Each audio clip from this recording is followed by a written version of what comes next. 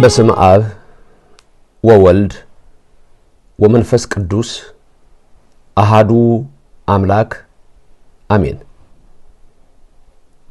በመላው ዓለም የምትገኙ በክርስቶስ ክርስቲያን በወልድ ውሉዳን ተብላችሁ የተሰየማችሁ አይንተ እግዚአብሔር አበው ካህናት አሃው ዲያቆናት የቤተክርስቲያን ጌጦቿ ከዋክብት ምእመናን አባቶች እናቶች ወንድሞችና እህቶች እግዚአብሔር አምላክ የሚወዳችሁ ሕፃናት ጭምር የአብ ጸጋ የወልድ ቸርነት የመንፈስ ቅዱስ ህብረት አንድነት በሁላችን አድሮ ይኖር። የቅድስተ ቅዱሳን ምልዕተ ክብር ምልዕተ ውዳሴ መዝገበ ጸሎት አቁራሪተ መዓት ሰዓሊተ ምሕረት ምዕራገ ጸሎት እማምላክ ወላዲተ አምላክ በአማላጅነቷ አትለየን። ፍቅሯን በልቡናችን ጣዕሟን በአንደበታችን ጸጋዋን በሰውነታችን ያሳድርልን። በሶስተኛው ቀን ሞትን ድል አድርጎ በታላቅ ኃይልና ግርማ የተነሳው ዲያብሎስን አስሮ አዳምን ነፃ ያወጣው ሰላምና ፍቅርን ደስታና ሐሴትን ለሁላችን የሰጠን እርሱ ኃያሉ አምላካችን ኢየሱስ ከዘላለም እስከ ዘላለም ምስጉን ይሁን። ዛሬ እጅግ የሚያሳዝን ነገር ነግራችኋለሁ። ቻለም ፍጻሜዋ የተቃረበ ያረጀች ዓለም ናት። በዓለማችን ብዙ ነገሮች ይከሰታሉ። ይልቁንም በልብ መታሰቡ በቃል መነገሩ ከፍ ከፍ ይበልና አምላካችንና አባታችን መድኃኒታችንና ሕይወታችን ኢየሱስ ክርስቶስ በማቴዎስ ወንጌል ምዕራፍ 24 ላይ በደብረ ዘይት ተራራ ለደቀ መዛሙርቱ ያስተማራቸው ስለ መጨረሻው ዘመን መቼና ምልክቱ ምን እንደሆነ ሲነግራቸው የተዘረዘረውን ማየት ይህን ዘመን በደንብ ለማየት የሚረዳ መነጽር ነው። የኢየሱስ ስነ ስቅለት በመዶሻ ተደበደበ። ለድንግል ማርያም ምስል ላይ አንድ ወታደር ሲጋራ በአፏ ላይ አደረገ። ይሄ ባለፉት 4 ቀናት በዓለማችን ላይ የነበረ ዜና ነው። እንዴት እንደሆነ ነግራችኋለሁ። ከዛ በፊት ግን መጽሐፍ ሁሉም ነገር ነግሮናል ወገኖቼ። ስለ ኢየሱስ ክርስቶስ መጽሐፍ ቅዱስ ውስጥ በጣም የሚደንቅ ነገር ታገኛላችሁ። ሕያው አምላክ ሆኖ ሳለ ሊያድናቸው መጥቶ ሳለ የገዛ ወገኖቹ አልተቀበሉትም ይላል። የዮሐንስ ወንጌል ምዕራፍ 1 ቁጥር 10 ላይ የገዛ ወገኖቹ አልተቀበሉትም፣ ወደ ገዛ ወገኖቹ መጣ፣ እነሱ ግን አልተቀበሉትም ይላል። ኢየሱስ ክርስቶስ በመዋዕለ ሥጋዌው በነበረበት ዘመን የሚቃወሙት በርካቶች ነበሩ። አንደኛ ፈሪሳውያን፣ 2 ሰዱቃውያን፣ 3 ጸሐፍት፣ 4 የእምነት መሪዎች፣ 5 ፖለቲካም አለበት። በቅድስት ኦርቶዶክስ ተዋሕዶ ቤተክርስቲያናችን ትምህርት የ5 ገበያ ሕዝብ ይከተለው ነበር ብለን ብዙ ጊዜ እናስተምራለን። ያ በትንሹ ወደ 5000 ሰው ማለት ነው። ሁሉም ግን የሚመጣው ሕይወት ለማግኘት አልነበረም። አንዳንዶች የሚመጡት ለሆድ ነበር፣ ለሆድ የሚከተሉት። ምክንያቱም 2 ዓሣ 5 እንጀራ ሲበረክት ያሁሉ ሰው ሲበላ ስላዩ ሆዳቸውን ለመሙላት የሚመጡ ለከርሶሙ ያመልኩ ያላቸው ብርሃነ ዓለም ቅዱስ ጳውሎስ አሉ። የመስቀል ጠላቶች ሆነው ግን የሚመላለሱ ይላል ፊልጵስዩስ 3:16 እና 17ን ስትመለከቱ። ሌሎቹ የሚመጡት ከመንግስት ለማጣላት ነበር በፖለቲካ። ለምን ስለ ፖለቲካ አትናገርም? ለምን ይሄን ነገር አትናገርም? የሚሉ ሰዎች ነበሩ። ከሮማ አመራር ጋር ለማጣላት ነው። ዛሬም ብዙ አይነት ሰዎች እንዲህ ይኖራሉ። የተጠሩበትን ዓላማ ሰዎችን የሚያስቱ አሉ። መጸለይ ሲገባቸው ውቀጠው፣ ቁረጠው፣ በለው፣ ድፋው፣ ገልብጠው፣ አንድደው፣ አቃጥለው የሚሉ ሰዎች አሉ። የሃይማኖት መሪ ሆነው እግዚአብሔር ያን ይላል ወይ? በምን መንገድ? ከዛ ልቅ ጸሎት ይሻል ይመስለኛል። አንድ ጸሎት፣ አንዲት እንባ፣ የራሔል እንባ እግዚአብሔር እንዳወረደችው ታውቃላችሁ። እና ከመንግስት ለማጣላት የሚመጡ ሰዎች ነበሩ። አንዳንዶች ህመምተኞች ናቸው። እነዚህ ያሳዝናሉ። እግራቸው የሰለለ፣ እጃቸው የማይንቀሳቀስ፣ አይናቸው የማያይ፣ ጭራሽ ፊታቸው ላይ የአይን ቅርጽ እንኳን የሌለ ግንባር ብቻ። የአይን ቅርጽ እኮ ኖሮ ትውር ይሆናል።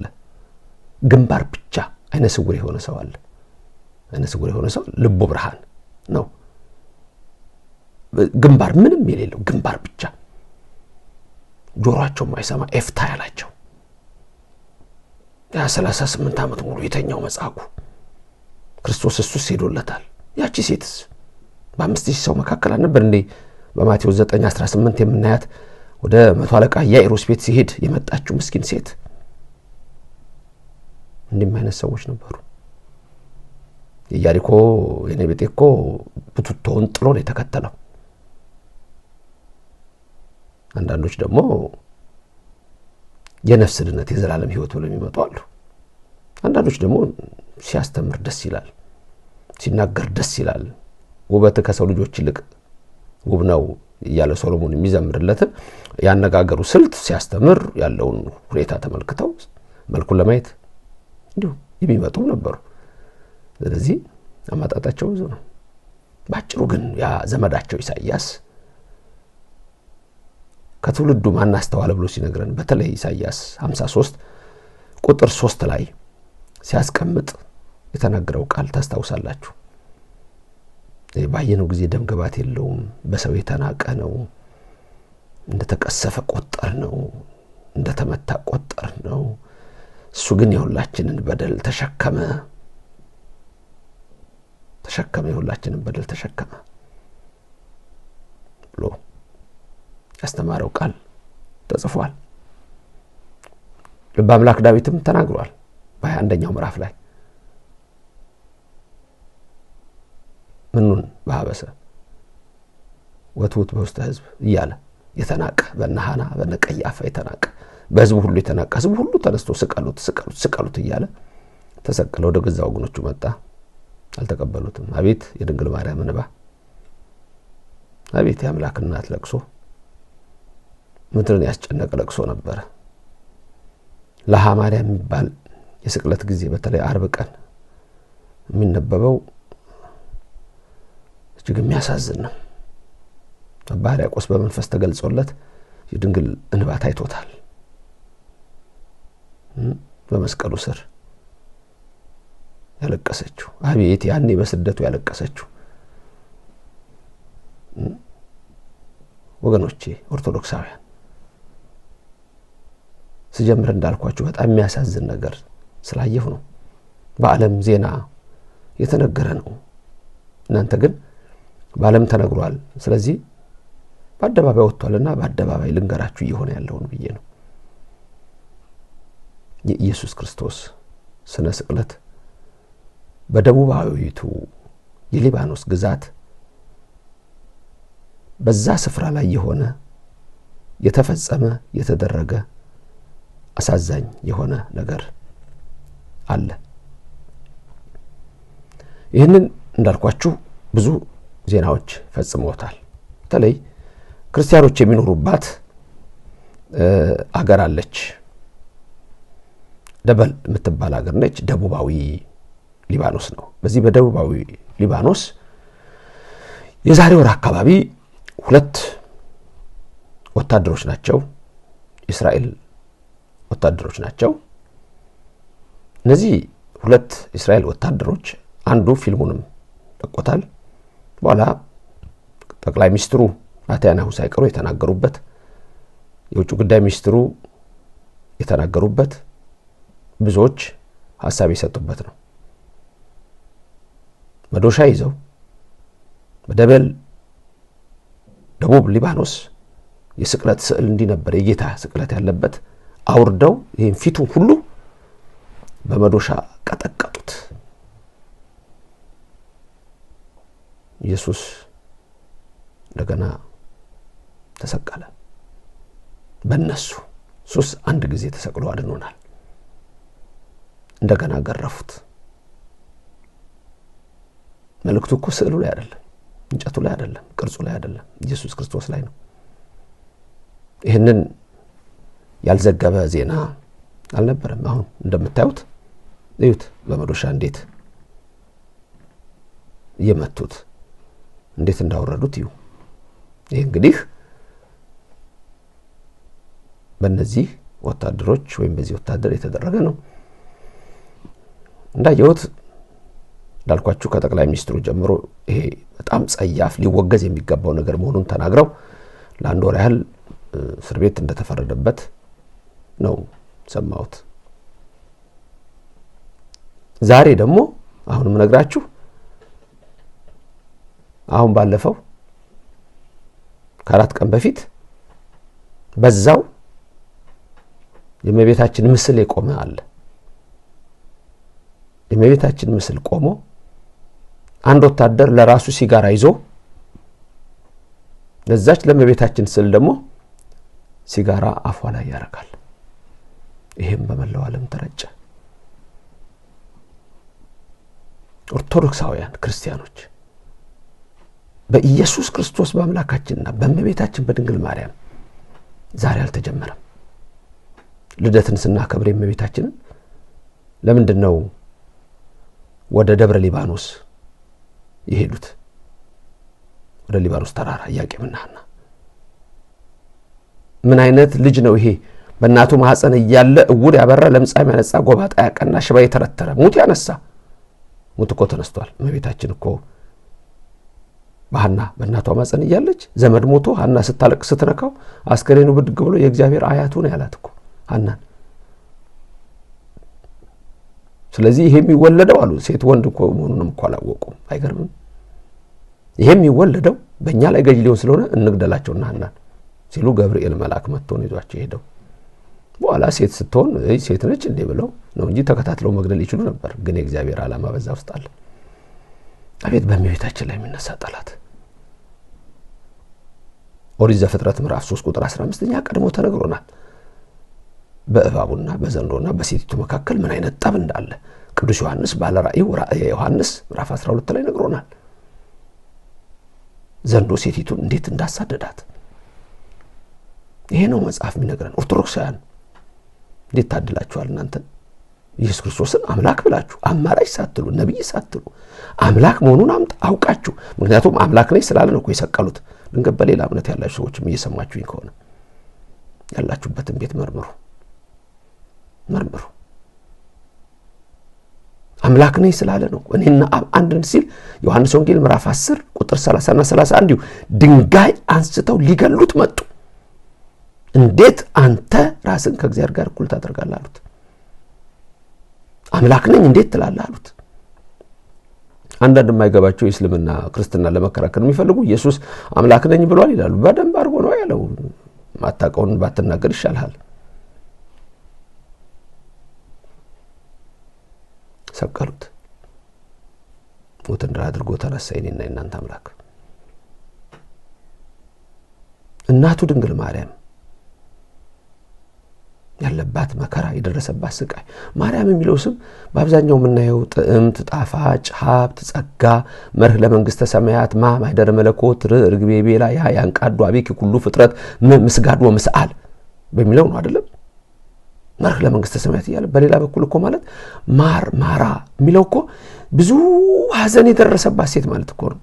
የማራን ታሪክ ታውቃላችሁ? ብዙ ሐዘን፣ መሪር ሐዘን የደረሰባት ማለት ነው። አባ ሕርያቆስ ድንግል ሆይ እባክሽ ያን በልጅሽ ፊት የወረደ መሪር እንባ አሳስቢልን ለኛ ይላታል። ለኛ አሳስቢልን፣ ለኛ ነው። አልፈልግም ለሚለው አይደለም። ለኛ አሳስቢልን። አልፈልግም የሚለው አሏ ምንድናት ማርያም የሚለው አሏ። አንዳንዶች እኮ ነው ድንገት እኮ ከማል እየወጡ እኮ ነው እንዴ ማርያምን መውደድ አለብን የሚሉ እኮ አንዳንድ ሰዎች የምትሰሙት እኮ ሲያነቡ እኮ መጨረሻ ግራ እየገባቸው እኮ ነው። ሶሎሞን እኮ ሲናገር መኃልየ ይዞ ሶሎሞን ላይ ምዕራፍ 4 ላይ ታሳዝኝኛለሽ ይላል።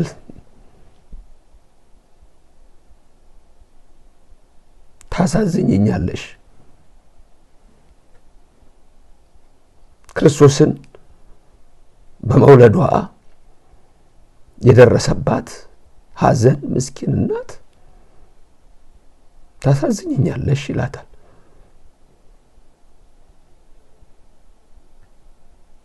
የ9 ወር ጽንስ በማህፀኗ ሳለ ሰው ቤቱን የከለከላት ከብቶች በረት የሰማይና የምድር ንጉስን የወለደች እናት ታሳዝኝኛለሽ። ንኢም ሊባኖስ መርዓት ንኢም ሊባኖስ አንቺ እናቴ ነይልኝ ከሊባኖስ ነይልኝ እያላት ታሳዝኝኛለሽ ይላል።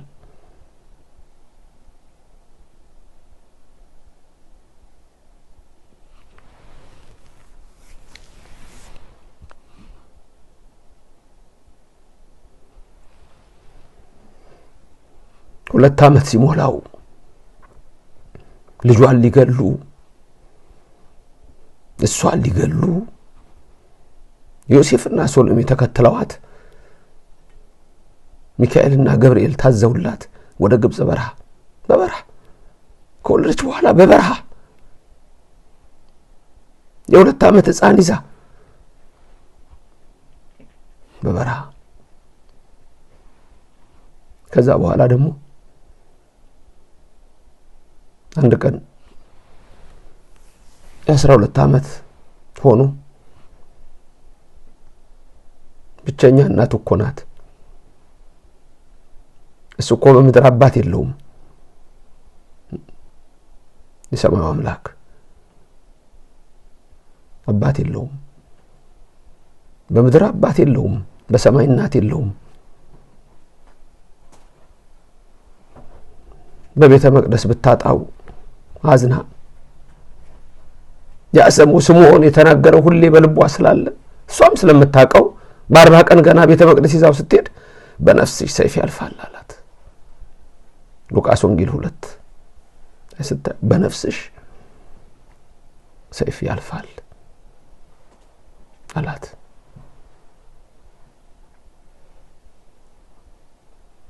ወንበዴዎች ሲመጡ እንባ እየፈሰሰ ቀራንዮ አደባባይ ተሰቅሎ በመስቀሉ ስር በዛ ሰዓት 6666 ጊዜ ተገርፎ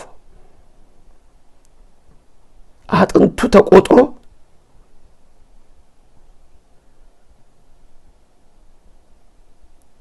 ያ ሁሉ መከራ ደርሶበት መስቀሉ ላይ ያለ ዘንበል ብሎ አያት። ያቺ ሐዘን እናቴ ሆይ ልጅሽ ይሄው አላት። መስቀል ስር ድረስ የሚመጡ የሷ ልጆች እንዲሆኑ አደራ አስጠበቀ። እስከ ሞት የታመነው ዮሐንስ ሌሎቹ ሲበተኑ አናውቀውም ሰውየውን እያሉ ከጴጥሮስ ጀምሮ ውሃ ላይ እንዲራመድ ያደረገው ጴጥሮስ ሳይቀር አናውቀውም ሰውየውን አለ። አልቅሶን የተማረው ያንን ባለኛ ይስጠን። ያ ግን እስከ ሞት የታመነ ዮሐንስን እናትቹት አለው። ኦርቶዶክሳውያን እናንተስ እንደ ዮሐንስ ናችሁ። ሌሎቹም እኮ ልናዝን ይገባናል። ጠፉ እኮ እና በታምረ ማርያም ላይ ብዙ ታሪክ ታውቃላችሁ። እመቤታችን የሚጠሉ ሰዎች በዛ ዘመን ዛሬም አሉ።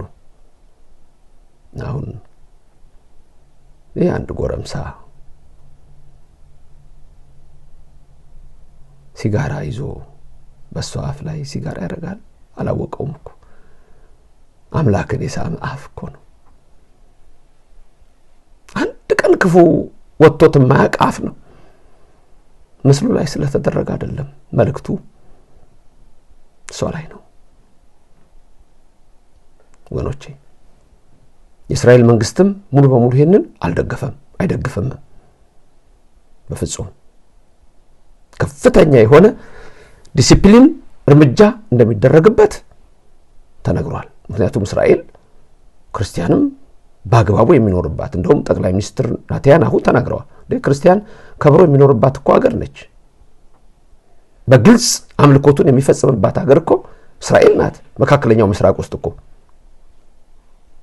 ስለዚህ ይሄ መፈጸም የለበትም ብለዋል። ይሄ ግን ሆነ። ዘመኑ እንድታቁት፣ እናንተ ሴት ናችሁ እንድታቁት፣ በዚህ አጋጣሚ በሌላ እምነት ውስጥ ያላችሁስ ምንድነው የምታስቡት? ባካችሁ ከዚህ በፊት እንደዚሁ አንድ የፕሮቴስታንት ዋና ሰው የተባለ ከአንድ ሰው ላይ የእመቤታችንን ስዕል ነጥቆ ባህር ውስጥ ከተታትና እስቲ ኃይል ካላት ተዋኝ፣ ኃይል ካላት ተዋኝ አለ። ነገር ግን በዚህ ላይ የተመሰረቱ እምነቶች አሉ። ድንግልን በመጥላት ልጇን እናቃለን በማለት ባለማወቅ ደግሞ አምላክ የሆነውን ፍጡር በማድረግ አማላጅ በማድረግ ነብይ በማድረግ የሰማይና የምድርን ፈጣሪ ክርስቶስን የካዱ ብዙዎች አሉ። እና ይሄ ነው የሚያሳዝን ነገር ያልኳችሁ።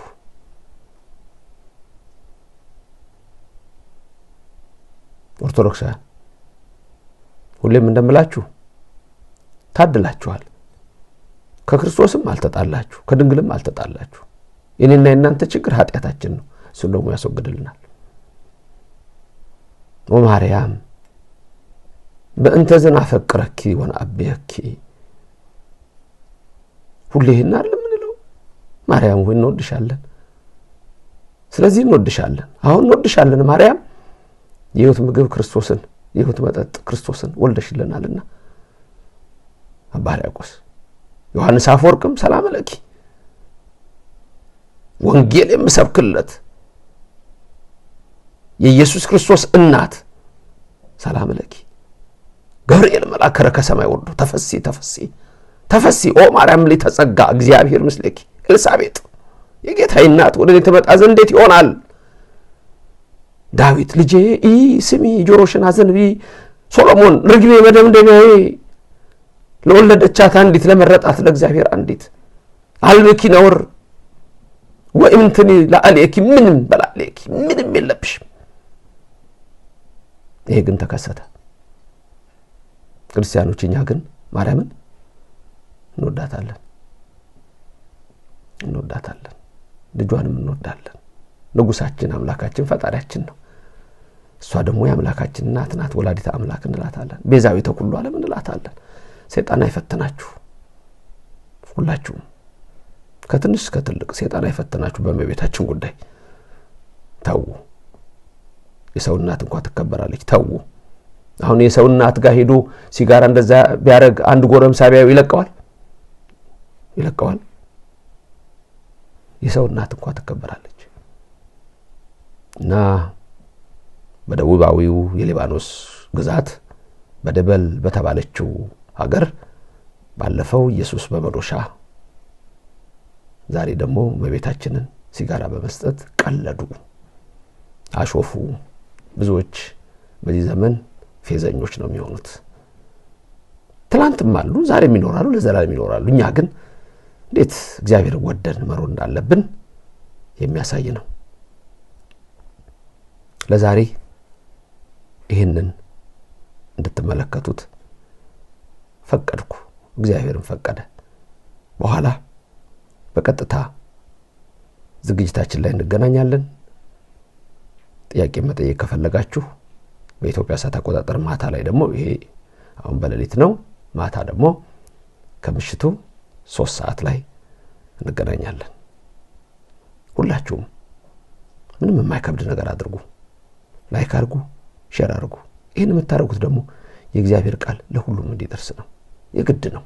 ሰው እንዲሰማው ከፈለጋችሁ፣ ብዙ እንዲያየው ከፈለጋችሁ፣ እንዲማር የምትፈልጉ ከሆነ እናንተን ተጠቀማችሁ ላይክና ሼር አድርጉና አዳርሱ። ሰብስክራይብ በማድረግ ደግሞ ሁሉ ጊዜ የእግዚአብሔር ጉባኤ ቤተሰብ ሆኑ። በቅርብ በዚሁ በእኛ ቻናል የሜምበርሺፕ ስርዓቶችን ለማድረግ አስበናል። የእግዚአብሔር ቃል ለዓለም ይድረስ። ምንችለው ሁሉ እናደርጋለን። ኢየሱስ ክርስቶስ ሆይ እንወድሃለን። ዮሐንስ አፈወርቅ እንደነገረን በእንባ እንወድሃለን። የምትወዱት ሰዎች አልቅሱለት ብሎ ይነግረናል በቅዳሴው። እንወድሃለን። አባ ሕርያቆስ ስለናት ነግሮናል። ማርያም እንወድሻለን፣ ሰባቱ የእሳት መጋረጃ በሆድሽ ወዴት ነው የተዘጋጀው ይላታል። ያን እሳት ስትሸከም ይላታል።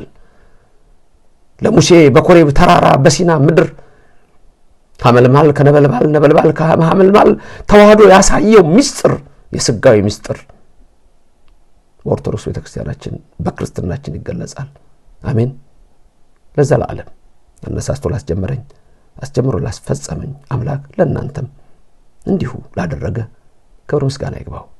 የሞቱ ዘመዶቻችሁን ያጽድቅላችሁ። በደዌ ዳኛ በአልጋ ቁራኛ ተይዘው በሕክምና በቤትም በጸበልም ስፍራ የሚሰቃዩትን ይፈውስልን፣ ይፈውስላችሁ። ሰላም ለሀገራችን፣ ሰላም ለአፍሪካ፣ ሰላም ለመላው ዓለም ይሁን። ስትወጡም ስትገቡም ኢየሱስ ክርስቶስ በቀኙ ጋሻ በክንዱ ከለላ ይሁናችሁ።